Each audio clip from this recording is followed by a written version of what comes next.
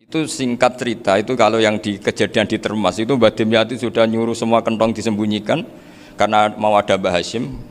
Cerita itu mukarrar di Kiai Fakih sama di Kiai Dimyati Termas. Setelah kentong dikumpulkan semua, Mbah Hashim datang, seneng, ngiranya Syekh Dimyati ini sependapat dengan beliau, yaitu sama-sama nggak ada kentong. Tapi setelah itu ada santri yang matur, Mbah Dim pun beres kentong pun kula delikno sedanten. Itu di depan Mbah Hashim. Jadi GR-nya Mbah Hashim bahwa Mbah Dim itu sependapat akhirnya hilang. Ternyata ini akal-akalan toh gitu. Karena santrinya matur, Mbah Dim pun beres danten kentong beduk sudah disingkirkan. Itu di depan Mbah Hashim. Saking lugunya santri, nah saking ikhlasnya agak ngerti mahalus syahid ini adalah Mbah Hashim. Saya pernah dijazahi bapak, kata bapak gini, hak kon kudu terkenal ngalim, ora usah terkenal wali, kata beliau. Kenapa Pak? Wong nak terkenal alim itu bisa baca Wahab Muhadzab itu sing hasud sinau itu ya bagus karena ada kompetisi. Yang mengidolakan terus belajar halal haram itu juga bagus. Tapi nak terkenal wali tok itu kadang orang sowan nggo gula njuk donga dadi rodok-rodok masalah. Makanya saya pernah matur sama Lik Hindun, Mbah itu Mbah Idris itu. Saya kalau muji Mbah Hamid Pasuruan mesti al-alim dulu. Karena itu kenangan saya, beliau itu orang alim, bisa baca Jamul Jawamek, bisa sampai ketika di Termas juga beliau diberi gelar Sohibu Jamil Jawamek. Jadi saya teruskan cerita Gus Zofur dulu yang di Termas termasuk mbah saya, terus Mbah Ali, Gus Habib sama Gus Muhammad. Terus dulu Mbah Munawir hubungannya dengan Kiai Mahfud Termas, dititipi Gus Muhammad, kemudian diajak ke sini karena Mbah Munawir orang Quran. Singkat cerita Gus Muhammad ini menjadi alim dan hafal Quran. Jadi menantunya orang Betengan, terus punya anak Gus Harir, sekarang Gus Muham, sehingga ini dzurriyyatan ba'duha min ba'd. Saya sendiri istri dari Mbah Idrus, mbah saya itu orang Kudus, namanya Sofia binti Maksum bin Soleh bin Asnawi Sepuh. Jadi yang Mbah Soleh ini dulu gurunya Mbah Soleh Darat ketika ngaji di Kudus. Sehingga silsilah ini harus kita jaga supaya kita punya tradisi yang benar. Saya tidak akan bosan-bosan belajar kitabnya Mbah Ali tentang Hujjatu Ahli Sunnah. Memang benar-benar belajar, artinya saya nikmati. Di antara yang saya kagumi yaitu ketika orang lain a priori dengan Ibnu Taimiyah, Mbah Ali itu ya kadang uji Ibnu Taimiyah, tapi ya kadang kritik. Yang dikritik tentu pendapat Ibnu Taimiyah yang tidak membolehkan orang ziarah Rasulullah SAW. Tapi yang dipuji adalah Ibnu Taimiyah meyakini bahwa qiraatul Quran itu tanfaul mayyit. Itu dipuji-puji sama Mbah Ali. Ibnu Taimiyah dikutip, Ibnul Qayyim dikutip. Saya akan cerita sedikit tentang tradisi hujjah. Dulu lama itu kelihatannya sederhana, tapi kalau berargumentasi itu hebat. Tadi Gus Zofur menyebut kitab Mbah Hashim itu mengharamkan kentong. Beliau masyhur itu punya kitab namanya Al-Jasus an Tahrimin Nakus. Intinya kentong itu haram. Secara dalil ini meyakinkan sekali karena ketika Rasulullah rembukan sama sahabat, kita dengan apa memaklumatkan orang kalau waktu sholat masuk? Ada sahabat yang usul pakai kentong. Dzaka lin Nasara itu Nasrani. Ya pakai buk itu semacam trompet besar. Dzaka lil Yahud. Kemudian ada yang usul kalau gitu api ya Rasulullah, dzaka lil Majus. Sehingga dari hadis itu Mbah Hashim berpikir kentong itu haram. Tapi Mbah Fakih Mas Kumambang itu mengkritik Mbah Hashim dengan ngarang kitab Hazur Ru'us an Tahrimin Nakus. Jadi beliau ngomentari kitab itu sambil geleng-geleng kepala. Kitab kok keliru nganti ngono. Itu jadi cara pikirannya siapa Kiai Fakih.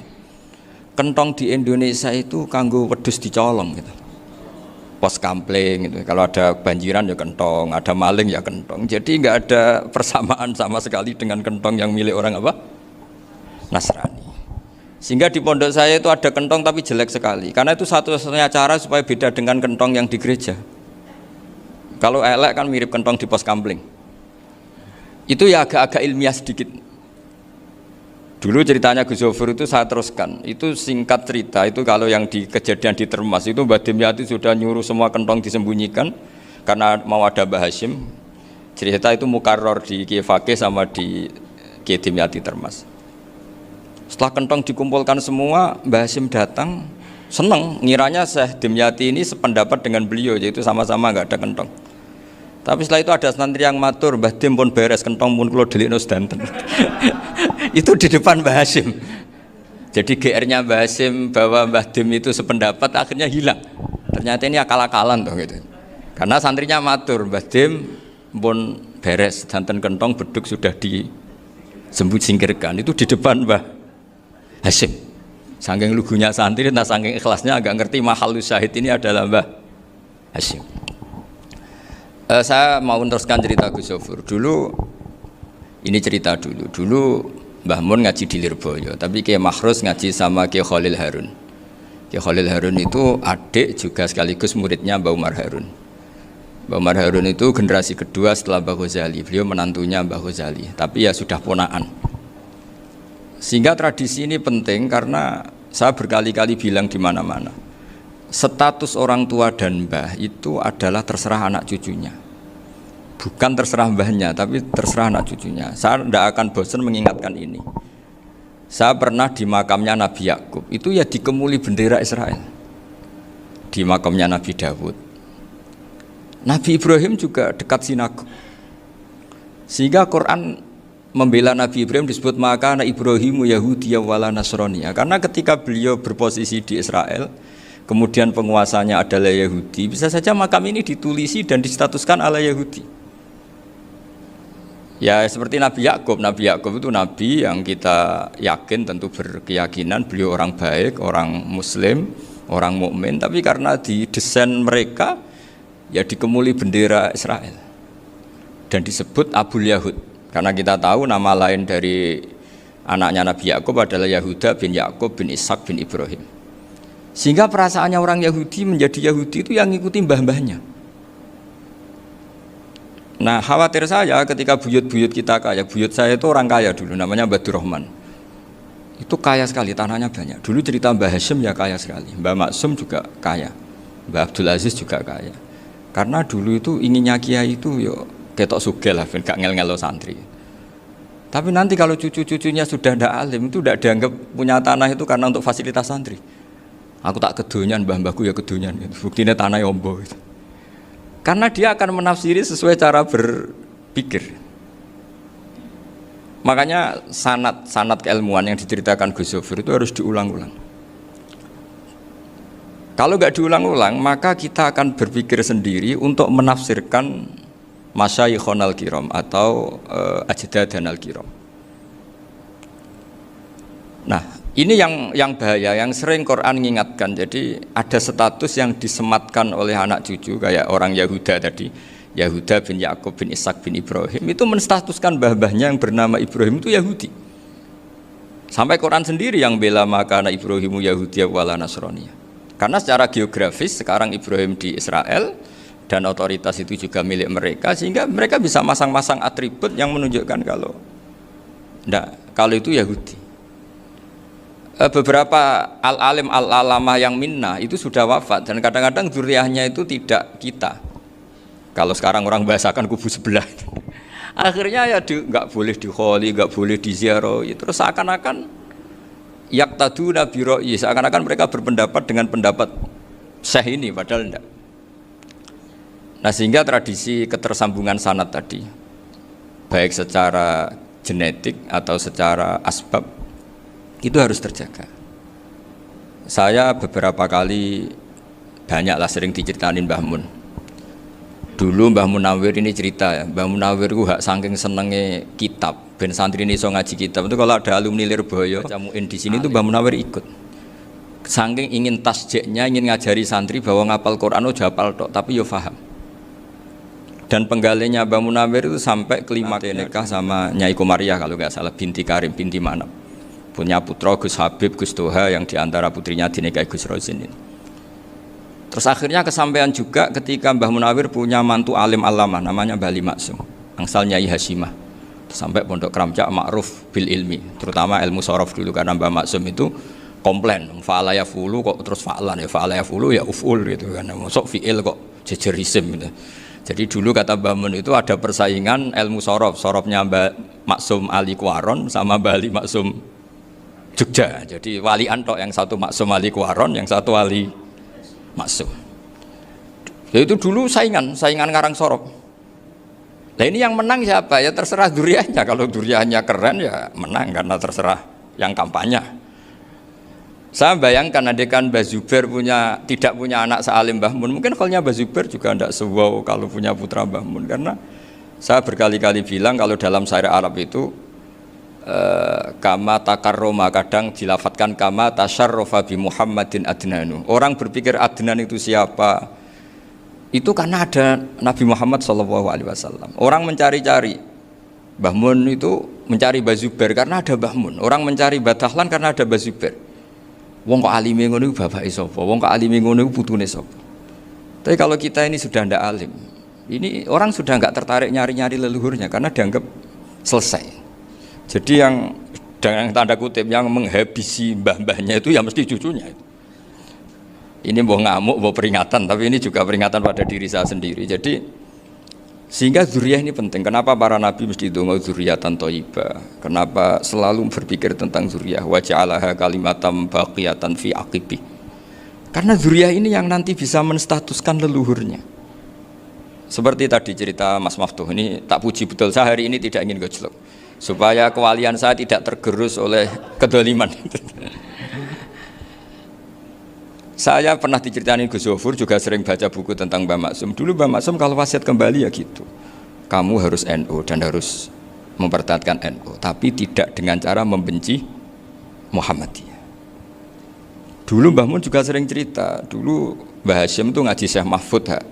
Nah, Mbah Ahmad Dahlan dulu namanya Darwis, sering ngaji sama Syekh Khotib Minangkabau. Zaman itu Syekh Khotib sudah modern, sudah ikut gerakan Abdu, gerakan Al-Manar.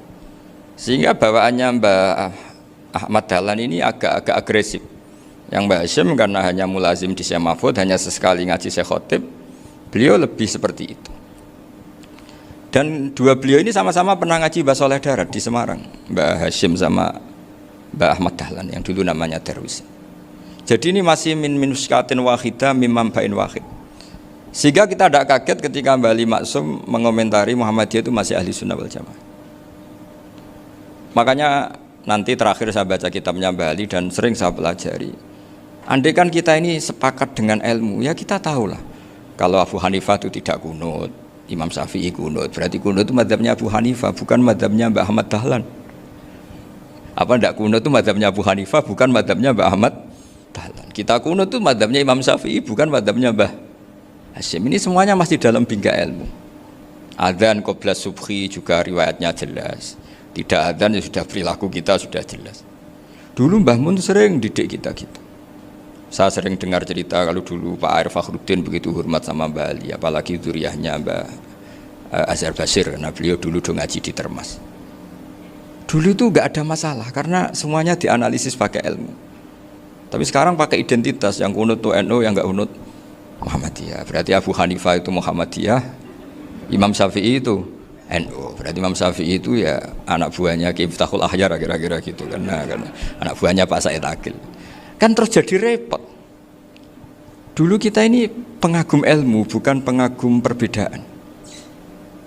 Sehingga di sini yang saya kagum dari sekian ceritanya Mbah Ali Maksum, supaya kitab ini to the point, supaya nggak lama-lama karena waktunya juga. Nanti kalau kemalaman ini kena semprit ini sudah. Ini diantara yang diceritakan Bali itu unik. Imam Syafi'i itu sering tawassul, sering wasilah sama siapa itu? Abu Hanifah. Ini sudah tak petakan, saya baca yang sensitif lah, so yang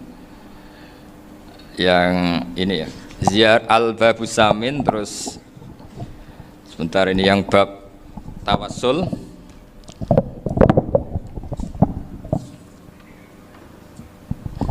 Ini di sini halaman 90, mungkin santri-santri kerap ya bisa ngecek lagi di kitab Hujatul Ahli Sunnah.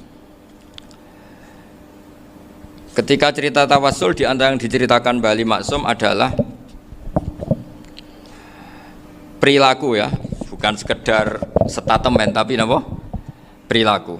Perilakunya Imam Syafi'i atau ahwalnya kalau bahasa halusnya, yang selalu ke makamnya Abu Hanifah untuk tawassul. Padahal Imam Syafi'i itu orang yang secara ilmu sering kritik Abu Hanifah. Jadi ini saya baca ini di halaman 100, jadi tawassul mulai halaman 9 berapa ini sampai halaman ini yang qala sami'tu Syafi'iyya yaqul inni la atabarraku bi Abi Hanifata wa aji'u ila qabri fi kulli yaumin za'iran fa idza uridat li hajatun shallaitu rak'atain, halaman 100, waji'tu wa sa'altu wa ta'ala al hajat indahu fama tab'udu anni hatta tuqda. Kanal Imam Syafi'i ayyama huwa bi Baghdad yatawassalu bil Imam Abi Hanifah yaji'u ila dorihi fayusallimu alaihi wa yatawassalu ila Allah bihi fi qada'i hajati. Terus wa yatawassalu Imam Ahmad bi Imamina Syafi'i. Jadi di antara yang diceritakan Mbah Ali Maksum itu betapa Imam Syafi'i yang terkenal sering mengkritik Abu Hanifah dalam tatanan fikih karena beliau tidak percaya ada istihsan. Abu Hanifah berpendapat adanya istihsan. Kita tahu lah ikhtilafu Syafi'i wa Abu Hanifah itu besar sekali. Tapi beliau itu tahu Abu Hanifah itu orang yang sangat soleh. Abu Hanifah itu kalau ketemu sama orang yang utang beliau itu yang lari bukan yang utang Abu Hanifah, karena takut orangnya itu izin. Jadi kalau ketemu yang utang di jalan itu yang sembunyi itu Abu Hanifah. Kenapa engkau sembunyi? Ada yang utang saya lewat, nanti orangnya malu. Jadi setingkat Robi'ah Adawiyah itu beliau di rumah ada maling itu sembunyi. Ditanya kenapa engkau sembunyi? Malu, gak ada yang dimaling. Malu sama malingnya karena serumah itu gak ada barang yang layak dicolong gitu. Itu Robi'ah dia sembunyi. Itu yang bisa niru itu Abu Hanifah. Jadi wali-wali besar ini ternyata saling menghormati dan saling tawassul. Nah saya berharap tawassul ini bukan sekedar perilaku sosial, tapi memang ada sanadnya. Sehingga terus diceritakan Bali di sini dulu istaqa Umar bil Abbas. Kata siapa tawassul harus dengan Rasulullah SAW? Dulu istaqa Umar bil Abbas. Sayyidina Umar itu tawassul istisqa dengan Sayyid Abbas. Padahal kita tahu Sayyid Abbas ini tidak nabi. Terus beliau cerita sampai Imam Syafi'i tawassul sama Abi Hanifah. Sehingga nggak ada perdebatan itu kan Umar. Kalau Umar kan ada jaminan boleh diikuti karena beliau sahabat. Bali cerita tentang Imam Syafi'i yang tawassul dengan Abu Hanifah. Seargumentatif itu. Maka saran saya kepada alumni Kerapyak, santri-santri Kerapyak, karena saya hanya berani ngomong sama santri Kerapyak, sama mas saya hanya ada berani kalah sepuh. Itu tradisi keilmuan itu harus dijaga dengan hujjah dan dengan tadwin, dengan pembukuan. Saya punya sekian cerita ya, misalnya dulu kita mungkin iskal itu janggal. Kenapa sih orang Islam tukaran sama orang Islam itu? Sehingga di antara doa Nabi yang enggak dikabulkan Allah, enggak boleh dikabulkan sama Allah, enggak boleh, bukan berarti enggak mustajab. Redaksinya famana aniha, memang enggak boleh. Redaksinya bukan falam yastajib lahu tapi famana aniha. Di Al-Marrah As-Salisa ini Nabi dilarang, yaitu melarang umat Islam itu jangan sampai tukaran sama umat Islam sendiri. Itu kata Allah, ya tidak bisa kata Allah, kalau itu tidak saya kabulkan. Itu dulu guru-guru kita nyontohkan sederhana. Kira-kira kalau saya tukaran wek Gus Zofuru, Mbah Mun luwih ikhlas dibanding ditukari wong liya. Nakno kakak ditabuk adik, wong tua luwih ikhlas dibanding ditabuk tangga. Barokahnya membaca kita lebih mentoleransi. Kalau ada Mbah Hashim dikritik Mbah Fakih Mas Kumambang, kita ikhlas itu. Tidak dikritik guru PAUD, itu kan. Atau dikritik orang-orang yang nggak bisa ngaji. Artinya ternyata keliru kita bilang kiai kok tukaran. Justru bagus kiai tukaran dibanding kiai dikritik guru PAUD atau dikritik orang-orang yang nggak bisa baca kitab. Akhirnya barokahnya baca kita menjadi tahu. Dulu Mbah Mun sering cerita, ini masih cerita silsilah ya. Jadi Mbah Ali Maksum tadi kita tahu di antara guru besarnya Mbah Ali Maksum tentu Mbah Mahfud Termas. Beliau adalah adik dari Kiai Mahfud Termas. Mbah Dimyati ini adik Kiai Mahfud Termas. Itu punya saudara namanya Abdur Razak, juga punya saudara namanya Dahlan. Itu yang membawa Thariqah Syadziliyah di Solo Raya, yang sekarang alhamdulillah diteruskan Gus Wafi. Dulu di antara pesannya Mbah Mun ke saya, hak Wafi kandani kon ziarah ning Mbah Dimyati. Mergo Thariqah Syadziliyah dulu itu yang bawa keluarganya Mbah Dimyati. Jadi semuanya ini masih dzurriyyatan ba'duha min ba'd. Nah pesan saya karena tadi Mbah Munawir yang termasuk orang pertama yang bawa Quran, bawa qiraah sab'ah. Kenapa saya bilang termasuk? Karena kalau bilang paling yang pertama ini nanti butuh data. dan itu agak kerepotan. Nah, tapi yang jelas mimman istahara lah. Mimman istahara yang membawa sab'a ke sini itu adalah Mbah Munawwir. Terus beliau ngajarkan diantaranya ke Mbak Arwani pakai kitab Satibi, pakai kitab Nazmus Satibi. Terus Nazmus Satibi itu diteruskan oleh Mbak Arwani, ditulis. Yang nulis dulu Mbah Dola Salam. Bapak saya itu murid Mbah Dola. Dulu Mbah Dola sebelum ke Mbak Arwani ngaji sama Ki Said di Sampang. Bapak saya sebelum ngaji di Badola sudah hafal Quran lewat buyut saya sendiri namanya Ki Zubaidi. Yang Ki Zubaidi akhirnya jadi menantunya Mbak Ahmad Syuaib. Jadi buyut saya kandung ini namanya Sofia, itu angsal keluarga Lasem, yang adiknya Sofia ini punya adik Badiah yang jadi ibunya Ki Sahal. Terus Ki Sahal punya Mbak Yu namanya Muzayanah, punya di garwa Ki Mansur punya anak Gus Qayyum. Jadi dulu ibu saya, ibunya Gus Sofur, ibunya Pak Maftu itu semuanya di Lasem. Karena saya dari keluarga Gen ya Lasem, dari keluarga sanad guru ya Lasem. Tapi Lasem Badawi itu dulu ngajinya di Mbah Umar Harun di Sarang. Nah, Mbah Umar Harun ini menangi Sayyid Ahmad Zaini Dahlan. Sayyid Zaini Ahmad Zaini Dahlan ini punya cucu keempat yang hidup di Sedan, terus makamnya di Lasem, namanya Habib Haidar, itu yang nulis biografinya Mbah Maksum. Mbah Maksum bukan Bali, biografinya Mbah Maksum. Itu ditulis oleh Habib Haidar, namanya Haidar bin Hasan bin Sodaqoh bin Ahmad Zaini Dahlan. Nah, Habib Haidar ini menantunya Sayyid Hamzah Sato. Hamzah Sato itu Hamzah bin Abdullah bin Umar. Itu kakaknya Sayyid Abi Bakar Sato, Sohibul I'anah. Nah, Sayyid Umar ini yang dulu ngajari mbahnya Mbah Mun namanya Ahmad bin Syuaib. Nah, di antara ajarannya adalah baca kitab-kitab kecil yang bisa dihafal. Dibawalah ke sarang jadi metode muhafadzah. Tapi kemudian lama-lama oleh pondok itu jadi syarat kenaikan kelas. Dulu nggak ada muhafadzah untuk kenaikan kelas ya, supaya orang alim itu harus hafal. Lama-lama dipakai syarat untuk muhafadzah. Jadi semua ini sanad harus kita ingat supaya kita bisa menjaga tradisi. Termasuk tradisi ini kiai seneng jagungan, terus ngomong ra penting. Itu juga sanad. Setahu saya Mbah Mun itu kalau ketemu bapak ya guyon terus. Saya punya kenangan tuh yang dulu agak iskal tuh begini. Ada isu lah, entah isu entah hoax entah apa, ada kaji itu agak beling itu, pokoknya beling lah gitu. Seneng siapa itu, rondo lah apa itu. Pokoknya beling gitu. Ketika Mbah Mun dilaporin tamu kalau kaji itu beling sama rondo itu, Mbah Mun tanyanya lucu. Lu ayu no cung, wahyu banget Mbah, wahyu. Itu bapak juga bakas ayu nih. Dulu saya sekali ini kiai kok bakas wong ayu, bakas bodine barang lah kira-kira gitu. Tapi setelah saya tambah alim, tambah ngerti itu, kata bapak gini, ya abek bakas ayu hak timbang iya no malah qadzaf. Ternyata seni. Sekali Mbah Mun atau bapak bilang kaji kok zino kaji, maka larinya ke qadzaf.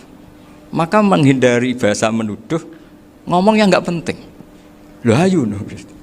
Jadi kiai dulu tuh orang sok suci tapi menghindari hal-hal yang jadi punya seni untuk ngelola kehidupan. Orang bermalam-malam jagungan sama teman asik itu kan perlawanan terhadap nafsu kita, syahwat kita untuk mungkin nikmati dugem di bar atau di tempat-tempat maksiat.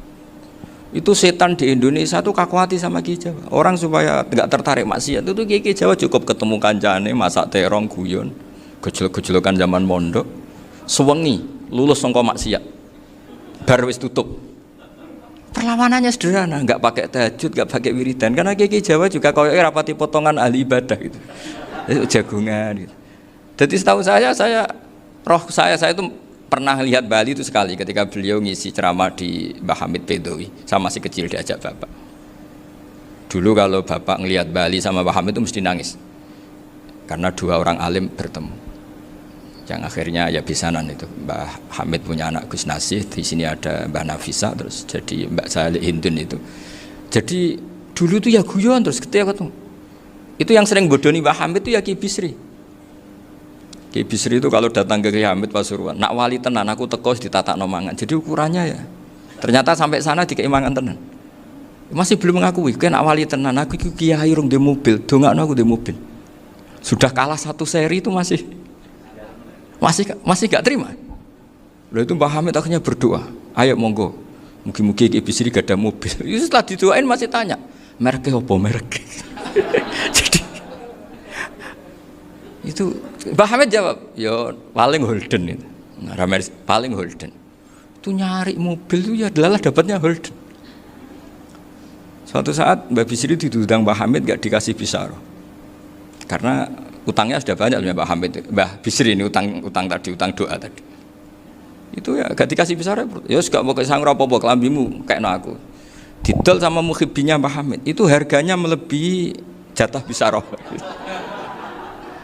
Ketemu Mbak Hamid. Kang, susu Kang, mergo. Jadi dulu itu rileks, makanya ini yang diceritakan ke Zofur. Sebetulnya kalau kiai-kiai itu bersanad itu ya rileks, hidupnya itu rileks. Karena rileks ini perlawanan terhadap kemungkaran. Saya dulu musyawarah sering sama Gus Zofur usul fikih. Itu jelas di antara yang ditulis Lubil Usul itu. Ya kita tahu tadi misalnya sanad usul fikih, Mbah Ber itu sangat al-usuli Kiai Zubair Dahlan, abahnya Mbah Mun. Punya murid di antaranya Kiai Sahal. Kiai Sahal punya karangan Thariqatul Husul fi Syarhi Lubil Usul. Itu Thariqatul Husul itu beliau ngendikan dalam mukaddimah bahwa saya bisa mensarah ini berdasar ngaji maknani sama Mbah Zubair. Terus beliau mengutip sarah itu dari kitab Nailul Ma'mul. Beliau ngendikan binus khotin khotiyah ghairi matbu'ah. Dan itu ditemukan di Kiai Mansur di Lasem. Karena Kiai Mansur iparnya Mbah Sahal. Mansur bin Khalil itu diantara katibnya Syekh Mahfud. Jadi semuanya ini sambung. Mbah Ber saking ahli usul fikihnya, kalau ngajar usul fikih itu kalau guyon takriran saya ini lebih memahamkan ketimbang sarah. Ya sudah, terus Mbah Zubair Kiai Fakih, terus Syekh Mahfud. Di sini Syekh Mahfud termasuk orang yang dekat Mbah Munawir, sampai putrane Mbah Mahfud namanya Gus Muhammad dibawa Mbah Munawir, kemudian mondok di Termas diantaranya, terus dinikah jadi menantunya kalau nggak salah Haji Taslim di Betengan, kemudian sekarang juriannya Mbah Mahfud di Betengan. Ini nggak boleh hilang secara seperti itu. Diantara di usul fikih diterangkan ketika diantara 5 hukum itu ada yang bernama mubah. Mubah itu boleh dilakukan, boleh ditinggalkan, dan kalau dilakukan ya tidak berpahala, tidak disiksa. Itu ada ulama yang protes nggak bisa seperti itu. Itsma min mubahin ila wa tahaqqaqu bihi tarku haramimma. Fa'il zamu minas sukun tarkul qatli wa minas sukut tarkul qadaf. Tidak bisa, mubah itu tidak ada. Kalau kiai jagungan semalaman, itu Allah ngitungnya itu hada taroka dugem, wahada taroka delok dangdut, wahada taroka kada wa kada. Oh, itu luar biasa. Dan kita ngikuti yang seperti itu saja. Gak usah tahajud, gak usah witir telulas kaya ora kuat timbang gremeng wis. Sewengi jagungan, setan ngenteni kita tergoda maksiat, ternyata maksiatnya sampai tutup, kiainya masih apa? Jagungan. Jadi jagungan saja ada ilmunya bahwa itu perlawanan terhadap tarkul ma'asi. Sehingga bagaimana Anda katakan mubah ini mubah, toh gunanya adalah tarkul haram. Meskipun efek mubah juga bisa tarkul wajib, wae bojo blonjo turu. Karena wae ngrumat ibuke turu. Itu halal wajib. Jadi mubah itu resikonya ya bisa tarkul wajib, bisa tarkul haram. Sehingga kalau sanad ini terjaga secara baik, secara kultur, saya sering juga saguan sama Gus Zofur itu mesti tak niati gitu. Jagungan wong alim iku ibadah, dan menikmati ibadah adalah dabul auliya wa dabul ulama. Kata Imam Ghazali, pada akhirnya waqud buhadatin al istilzat bil mubahat. Kata Imam Ghazali, pada akhirnya qutbu hadaddin, madaru hadaddin, pokok dari agama ini adalah melawan kemaksiatan dengan kita menikmati al-istidzat bimubah. Kita menikmati sesuatu yang dibolehkan Allah Subhanahu wa taala. Dan seperti ini itu bisa qasmu dhuhri syaitan, bisa menghancurkan punggungnya setan. Karena kalau melawan setan dengan ibadah ini kadang kita capek selain isra potongan. Tapi nak kangkang ning komplek H gitu jagungan mbek kancane, ngenang melarate, mbok ngenang ora sekolah, ra munggah kenangan. Sing ra munggah diarani istiqomah. Gitu kan. Diarani tulus zaman, kok sing munggah dianggap kesusu. Saya ini punya pondok Quran, kalau ada yang hafal 3 tahun mesti digojolkan saya ini. Gak apik kesusu itu. Kesusu itu mesti tidak barokah karena tergesa-gesa apa? Hatam. Sehingga yang enggak hatam-hatam itu kayak partai mayoritas. Ini yang partai tulis zaman katanya. Ahli sobri katanya. Akhirnya di pondok gara-gara itu mau guyon, tapi enggak ada stigmasi yang saya enggak naik. Di Pondok Sarang itu saya punya temen itu banyak yang sak kelas dengan saya, sak kelas sama Gus Kamil, akhirnya sak kelas dengan Gus Zofur. Padahal saya ini kakak kelas. Saya temannya Gus Kamil, temannya Gus Sofur. Ini anak ini nggak pernah naik. Itu nggak dinyek, nggak dicibir di pondok. Karena guyonan tadi, guyonan bahwa ini bagian dari bentuk apa? Istiqomah. Nanti yang goblok juga tenang. Karena kiainya cerita, kadang santri goblok ya barokah. Di sini pondok akeh santri ora tau sinau ning omah dadi kiai gede. Selalu kiainya tuh cerita seperti itu. Akhirnya sing goblok ya bangga dengan kegoblokannya. Iya, jadi kiai itu orang yang meskipun guyon ini barokahnya Masya Allah.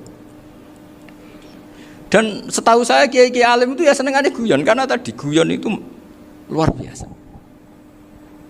Bapak saya itu kalau pesan sama saya itu enak ngaji wis guyon nice. Wong ning omah mikir utang, mikir wedi bojo macam-macam, kok ngaji mbok jak nangis pisan, nangis ping pindho gitu. Sudah jak guyon ae. Paling gak lali. Dan beliau punya dalil kul bi fadlillah bi rahmati fa bidzalika falyafrah. Jadi jangan sampai orang ini farah bil maksiat, jangan sampai orang itu.